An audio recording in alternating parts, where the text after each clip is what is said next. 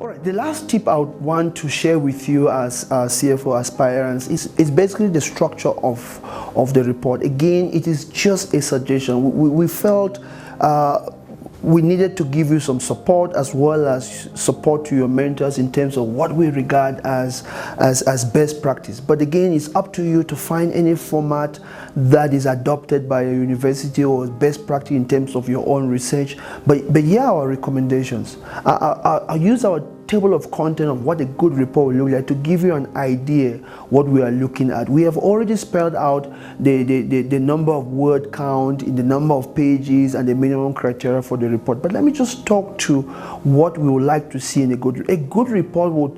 I would say would have three key sections. There would be an executive summary. The executive summary sets out in 1 page, perhaps maximum 2 pages, what a busy executive picking this report and going through would have a very good high-level understanding of the strategic challenges that the business is faced with, as well as the recommendations, the things that you are putting forward in a very, very high-level format. So a good executive summary, if I was going to itemize, would say, please have something like an introduction. Maybe one paragraph can be devoted to an introduction. An introduction should have some form of a background and what the report is going to be addressing. Have something like a terms of reference. It is for you to look at the document we provided and craft a terms of reference that works in terms of how you're trying to gravitate that within the presentation of your report. The last section, which I would like to see, we would like to see in your executive summary, is what is called prioritization and key recommendations. We would like a section, maybe you can devote 1 page or half a page or 3/4 of a page that summarizes these key issues. Like we presented, there are almost 15 pages we've devoted to giving you the details of these issues. We want to see, can you take those 15 pages and distill that in some form of summarized manner that shows us the order in which you believe management should go about trying to address these issues. Now, it is for you to research and find out if you are going to prioritize issues before the board. What sort of criteria would you use to prioritize those issues? Some would look at the impact of the issue. Some will look at the urgency of the issue. Some will look at where the issue sits on the SWOT analysis. If you recall from the beginning, we say you have to do a situational analysis in which you identify the strengths, the weaknesses, the opportunities, and the threats of the business. So some would say, take these issues, distill them into your SWOT analysis, and depending on the positioning of these issues in your SWOT analysis, that you can prioritize them in accordance. Some would argue that issues that come from outside, they tend to take more priority compared to issues that come from within the business. But at the same time, issues that come from outside could be opportunities and threats. You still have to make the judgment whether threats should be prioritized over opportunities or opportunities should be prioritized over threats. What about a situation where an internal issue is actually a weakness, but the weakness presents a major challenge compared to a threat from outside? We would leave it up to you to make that judgment, but it is important as part of your prioritization that you justify the basis on which you've used to prioritize. If you've used SWOT analysis, please clarify that. If you've used impact analysis, please clarify it. If you use urgency, please clarify that. We would like to see each issue itemized with a very brief justification why the issue is priority number 1,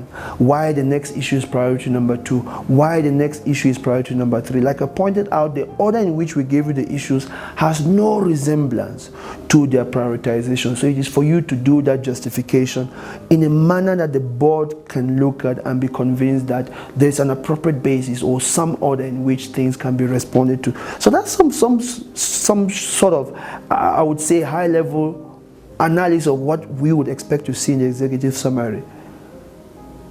As I've just pointed out, it should not go past 2 pages. Now, the second section of your report is actually what we call the detailed report. In the detailed report section, we actually expect you to pick the various issues that you've prioritized in the very first section. Now, we gave you 5 issues. You have to decide whether you want to focus on 2 or 3 or 4 or all 5. But remember, we did say that as part of strategy analysis in your marking criteria, we would evaluate you on prioritization and focus. Now, let me recap on that. If there are 6 issues and you tell the board to focus on all 6 issues, and it turns out that some of the issues require more focus than the other, it may mean that in terms of how to help your board of directors to focus on the main issues, your team has some weaknesses. So it is important that you clarify at this point what you are focusing on and what you are not focusing on. But now in this detailed section of the report, for each issue you've decided to focus on, which you have prioritized, this is where we expect you to actually go into the strategic choices. You actually have to pick up the issue, analyze it, look at the impact, financial impact, non-financial impact, short-term impact, long-term impact. Explain to us the impact of the business in terms of how you see it. Table your options in terms of how you believe these issues can be resolved. Evaluate those options. This is basically what we'll be looking to see as part of the recommendation, as part of your detailed section of the report. And obviously, depending on your evaluations, we now expect you to present in this same section of the detailed report what you consider to be your actual recommendations. Now, some teams would prefer to analyze all the issues and then have a separate section for recommendations. Some would prefer to recommend as you go along. In other words, you analyze an issue, you evaluate the options, you present the recommendations, you move on to the next issue. We're going to leave that entirely up to you as a team to decide how best to go about it. But now, keep in mind, there is a section on the marking guideline that we explain, which is called people and ethics. Well, we pointed out, if you recall, all the criteria that we outlined to you in terms of each of the issues, we kept raising issues of ethics and corporate social responsibility. Now, it is for you. We would expect to see a section of the report which focuses on ethics.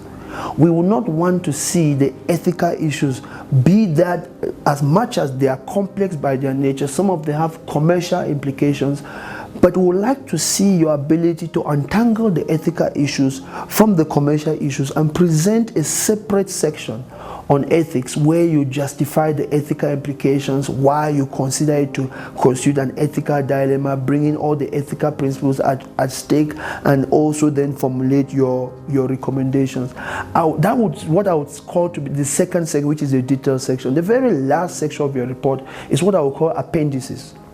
Now, it only makes sense that you're going to have to do, if you're going to do value at risk analysis, or you're going to do decision trees, or you're going to do net present value analysis, it only makes sense that you formulate your calculations in a separate section of the report, which we would call appendices. Some would choose to call it annexures. We would like to see a number of appendices. Now, you might run, you can do it the way you might choose. Every particular issue might have its own appendix.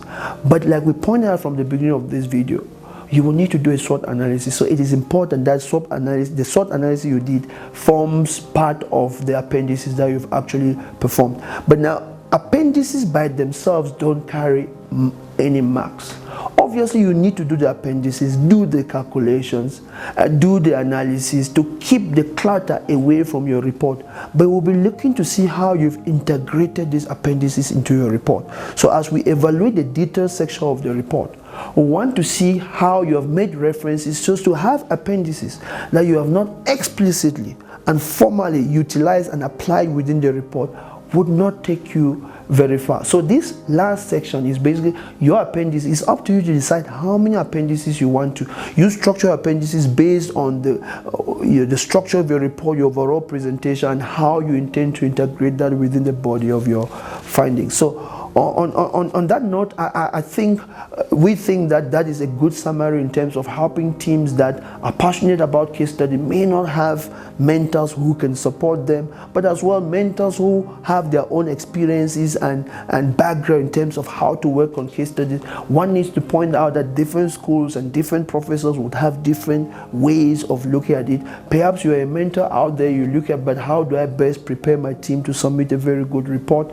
We've been trying to share this with, so you can take that and get a perspective from which you can support and guide your teams. For teams that don't have mentors, it's up to you to use this as a video, some form of an outline. Now, we have done everything to stay away from actually going to the details of the issue, because anything that goes to that extent would actually mean that we are assisting you to analyze the case study.